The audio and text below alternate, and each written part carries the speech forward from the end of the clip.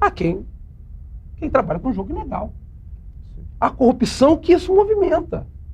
Porque fala assim, não, você abrindo os bingos, você vai ter lavagem de dinheiro. Isso é uma bobagem. Onde é que está se lavando o dinheiro desses bingos ilegais, clandestinos, dessas máquinas espalhadas por todo o Brasil? Está se lavando em algum lugar.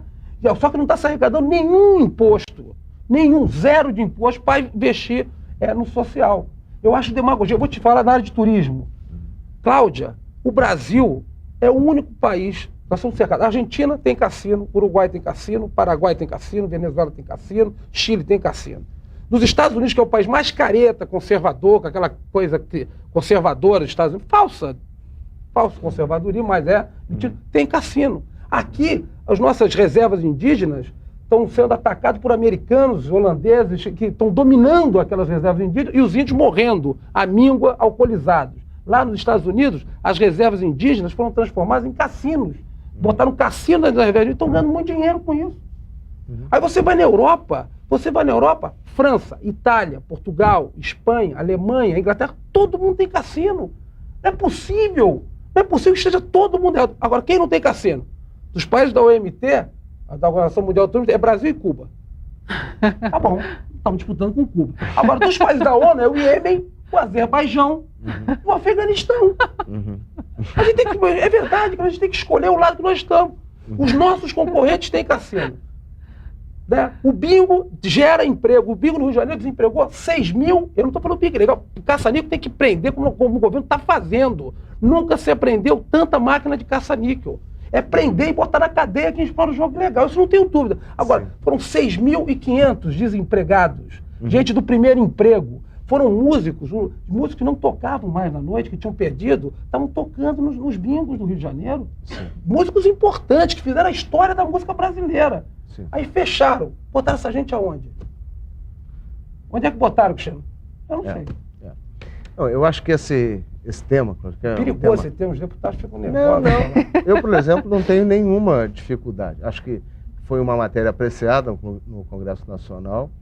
E eu acho que a discussão foi pobre, foi uma discussão muito preconceituosa, muito cheia de dogmas, mas que de fato não entrou na essência daquilo que eu considero que sejam os fundamentos. Então, essa forma apaixonada que o Sérgio coloca aqui, como aliás apaixonado tudo que e aliás ele faz, apaixonante, né? Porque eu estou rindo até agora. E que ele faz essa defesa, faz com muito argumento, com muitas premissas absolutamente corretas. Muito vazamento, também achei. Agora, é claro que, como ele disse também na abertura, se respeita a opinião, né, a visão de alguns e até as crenças de cada um. Acho que isso é algo que a gente tem que lidar com isso. Por isso que eu acho que essa discussão merece avançar. Merece avançar porque você tem, assim como nós estamos discutindo hoje, alguns outros temas que no passado já foram deliberados, como é o caso do plebiscito das armas, que volta a temática em função dessa tragédia de Realengo, mas que já merece estar na nossa pauta permanente, não como um plebiscito, mas como uma discussão. Se você não pode dizer sim ou não, é melhor que você tenha uma série de medidas. Eu sou a favor, sabe, que a gente regulamente as coisas em etapas. Não adianta ir para o sim ou não, porque o sim ou não é perigoso, porque você coloca as coisas de uma maneira muito radical para um lado ou para o outro. Então, eu acho que essa discussão é uma discussão que merece avançar muito. Particularmente, eu coaduno com muitas das visões do Sérgio sobre isso. Acho que tem que ter determinados limites. Para não, controle. Claro, de controle e principalmente de não promiscuidade entre o jogo e algumas outras atividades que, infelizmente, em alguns países do mundo acabaram acontecendo. Desculpa. Né? É verdade, é uma meia-verdade. Você está falando, é verdade, mas digo o seguinte, aonde não tem um jogo, as outras atividades acontecem. Claro, mas essa vinculação, que normalmente está na cabeça das pessoas, isso, precisa ser regulada para não acontecer. Talvez. Eu acho que existe um preconceito. Pode ser. Então, eu acho que isso é que precisa ser visto. Agora, de outra forma, nós estamos falando aqui do jogo regulamentado, no âmbito da Loterge e outras, que precisam também, nesse sentido, já que os legalistas dizem que tem que ter, tem que ser legal para poder ser aceito. Beleza. Então, o jogo, sob a forma desse tipo de aposta, ele está regulamentado e, mais do que isso, está demonstrada aqui a função absolutamente social que isso tem. Então, o que o Sérgio relatou de como a gente às vezes se sente limitado, e ele citou aqui as APAES, as demais entidades, Pestalozzi, que atuam nesse universo, de fato, a gente fica sempre pensando, puxa vida, o que move essas pessoas? Eu tenho talvez um indicativo. Palpite. Não, palpite? Palpite. É palpite, é palpite. Mas eu tenho aqui um palpite sem querer fazer nenhum trocadilho, que seja a busca dessa felicidade que todo mundo tem que corre atrás, mas que o voluntário encontra de uma maneira muito firme nisso aí.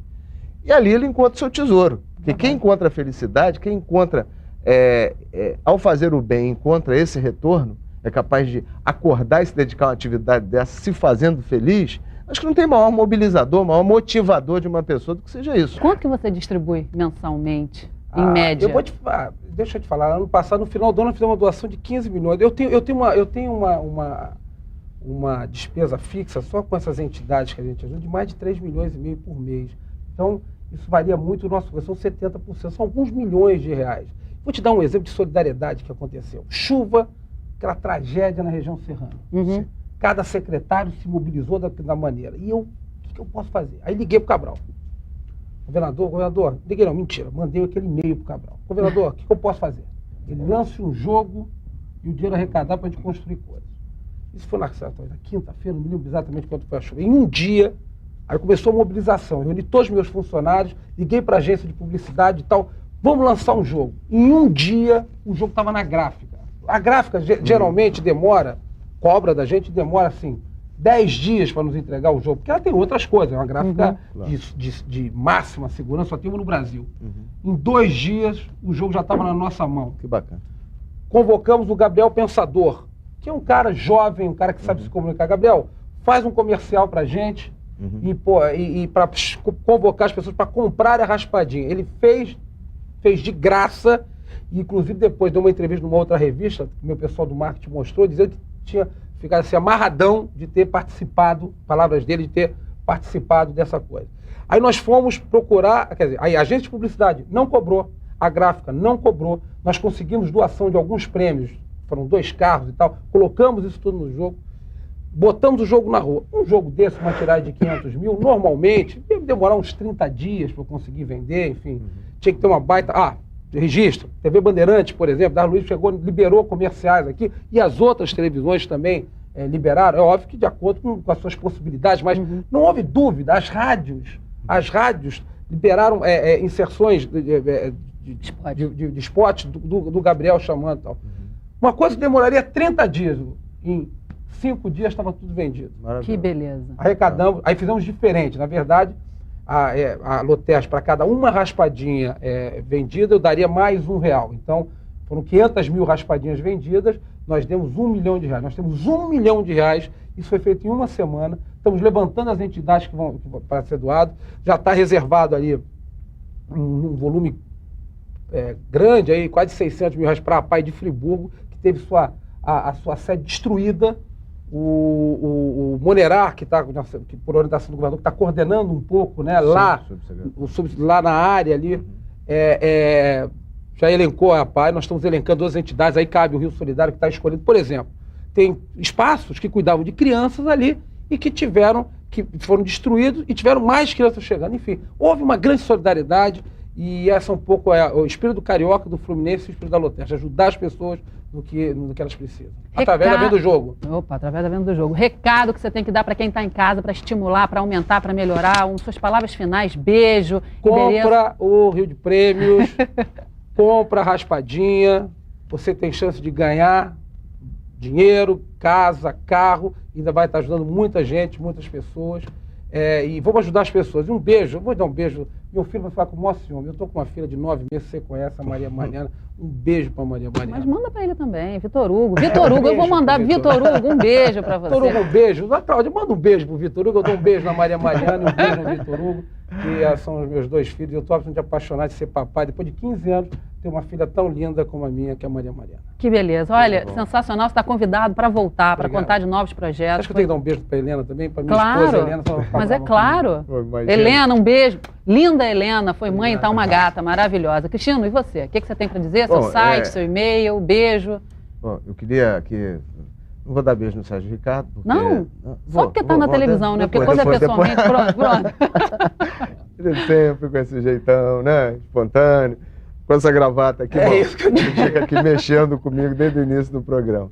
Mas eu queria dizer, ele mencionou aqui a região serrana, queria aproveitar, tem um chapa nosso que está sempre com a gente, que é o Marcos Palmeiro, o ator, que tem uma propriedade em Teresópolis, ali na região da Sebastiana, e o Marcos sempre atua no conjunto dos produtores ali. Quero mandar um abraço para o Marquinhos, dizer para ele que o esforço que nós fizemos, estamos fazendo de recuperação, foi um pedido dele, uma sugestão para produtores daquela região, tem sido muito bem sucedido. Nós estamos recuperando de fato uma malha de estradas importantíssimas, e em Teresópolis com muita força. E ali tem o Ademar, que é presidente do Sindicato Rural de Teresópolis. Aliás, Ademar e Ademir, parece que você dupla sertaneja, não é, mas o Ademir é enfermeiro e cuidou muito daquela população, e eu queria mandar, assim, simbolizando, não só para Teresópolis, mas para a região serrana, um abraço fraterno e um beijo para todos eles, e dizer aqui da nossa admiração também pelo trabalho do Rio Solidário, que já ficou patente na fala do Sérgio Ricardo, né, a primeira-dama Adriana Anselmo, a Daniela Pedras, enfim, toda a equipe que trabalha lá e que a gente tem grande admiração. Então, é isso. Seus beijos, sua listinha não vai, não? Deixar para a semana que vem, porque a lista tá grande. Você vai abrir o espaço? A lista claro. Então vai. vou ler 50% da lista só. Dá uma aceleradinha, vai. Então vamos lá, tem que ser tipo corrida de cavalo.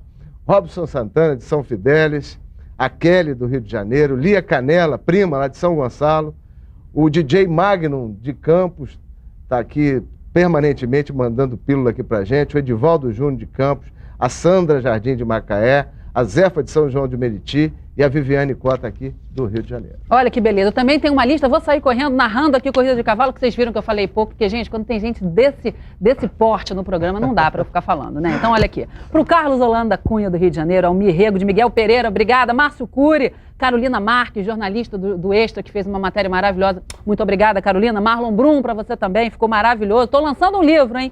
Maria Alice Maria Elisa, da Abre Aspas, Assessoria de Comunicação, Daniela Pedras, Adriana Anselmo, Alice Castro, do Rio de Janeiro, Arnaldo Awad, de Niterói, para Helena, Vitor Hugo, e termina.